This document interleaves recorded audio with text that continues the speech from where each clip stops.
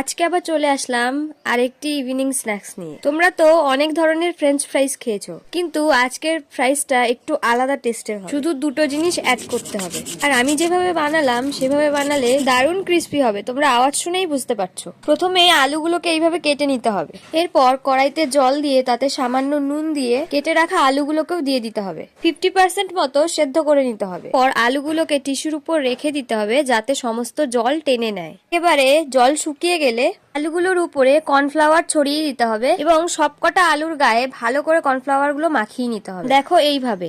এরপর কড়াইতে সাদা তেল দিয়ে আলুগুলোকেও দিয়ে দিতে হবে। এখানে আমরা আলুগুলোকে সম্পূর্ণ ফ্রাই করব না, 50% ফ্রাই করব। 50% ভাজা হয়ে গেলে তোমরা আলুগুলোকে ফ্রিজে রেখেও দিতে পারো পরে বানিয়ে খাওয়ার জন্য।